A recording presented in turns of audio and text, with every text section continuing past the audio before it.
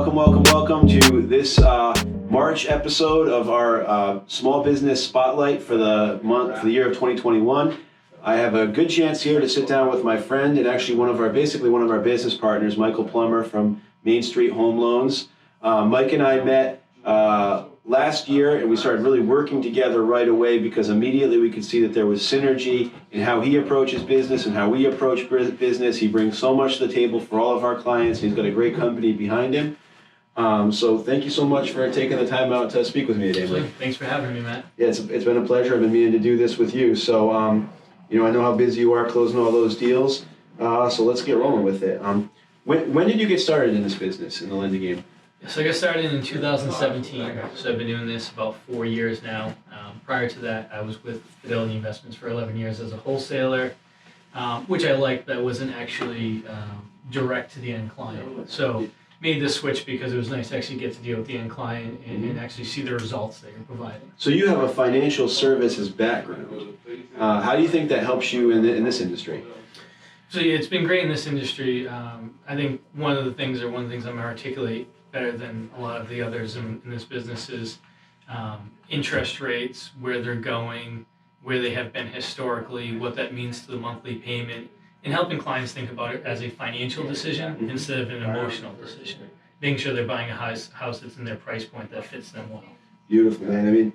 I can't stress enough. I would think with people who are real estate investors who are taking on a mortgage, or people who are looking to diversify their portfolio into real estate, it would be another area where I would think you'd have a big advantage over, let's just say, your average lender who doesn't have that background. Absolutely, yeah. I do work with a lot of investors. We work with a lot of investors, particularly doing hard money, and then they're coming out to do an investment property, and just showing them the easiest way to be able to get the results they want with the highest ROI. So 4 years as a lender, and prior to that, 11 years really learning the ins and outs of the finance industry, which I think is an amazing transition. That was one of the things that immediately built credibility when we started working together, for you and I mean. How many loans did you do your first year? So my first year I did 32. 32, that's a great rookie year. What about last year? I did over 130. 130 loans. That just goes to show you that in our industry, for anybody out there who's watching this tape as a potential realtor or lender or any kind of service provider in our industry, that you can really, I've heard this before, you can really get almost anywhere you want to be inside of 5 years, but 32, that's an amazing first year. So 132 loans last year, that's amazing. You built this so fast. Why don't you tell me a little bit about why Main Street? Why did you choose to hang your hat here? Absolutely. So I absolutely love working here. Our bosses say all the time, it's like a family, and it truly is. Everyone's looking out for each other. Our biggest competitive advantage, I think the reason I'm able to help over 130 families last year, is because everything that we do in-house. So what that means to the buyers, that they are always talking to somebody that's going to be sitting in this very office. Mm-hmm. I don't have to, go out to somebody in Omaha, Nebraska to make a decision. The owner of the company, my processor, the underwriter, the closer, anybody that's going to touch your loan is sitting within these four walls. So it just makes it for a very fluid process that ultimately makes it for a better experience for the home buyer. I've noticed a few things you do to expedite the process with lenders, and one thing that I really think is impressive is that there's no wait time with appraisers for you guys. Can you explain that process to me a little bit? Absolutely. So what we do differently is we don't charge the borrower for the appraisal up front. We put it in the closing cost. The reason we do that is we want the appraisal to be ordered right away. If you've bought or refinanced a home in the last 6 months, you know that the appraisal times are taking an extremely long amount of time because of the fact that appraisers are busy. So to expedite that process, we just put the order in right away, and then we don't have to wait for anything, and ultimately just going to lead for the deal to get closed on time or a little bit sooner. You guys are working the same way, I noticed, and really well with great title attorneys as well. So one thing that I just echo in what you said, when I'm on the side of the real estate transaction that I'm usually on, which is the listing agent side, and these things start to get delayed and get delayed and get delayed, and then you get to the end and the buyer says, oh, well, I want more time.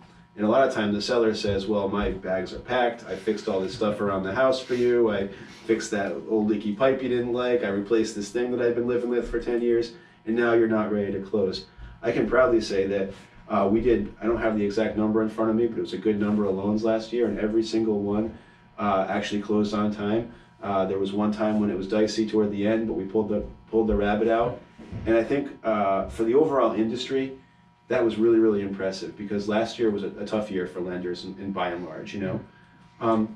So what about if I put you on the spot for some predictions, market predictions for Sure. 2021? What do you see coming down the pipeline for interest rates, for how the inventory may expand or contract, or what do you see going on there? So for interest rates, I think we're going to be a little bit higher than we are by the end of the year. This week, actually, interest rates have jumped about 3/8 of a point. I think that you're going to be looking at the mid threes by the end of the year, which is still relatively low to historic averages. You know, you take a look back to 1932, the average interest rate in America in a mortgage is 7.75%. So don't get too scared with 3.5. As far as inventory, I think there's going to be a little bit of pickup in foreclosures, unfortunately.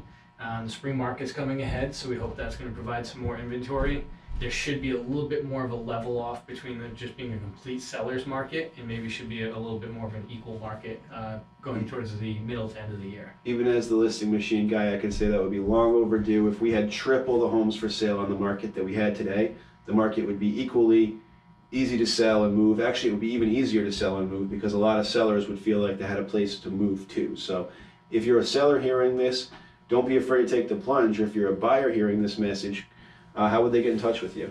Absolutely. So you can call me or text me at 401-241-4043, and Matt will list all the information as well. Or you can email me at mplummer@mainstreethl.com. Awesome. So if you're a buyer, you're hearing this message, there's going to be more homes coming on the market. Interest rates are also likely to rise. So it's a good time to take a look at what you might qualify for. If you didn't qualify 6 months ago, or if you spoke to another lender and didn't like what you heard, I would highly recommend you talk to my guy, Mike Plummer. And Mike, thank you for taking the time today. And last thing I always mention this, I'll see you out in the basketball court next week. So. Absolutely. All right, man, thank you.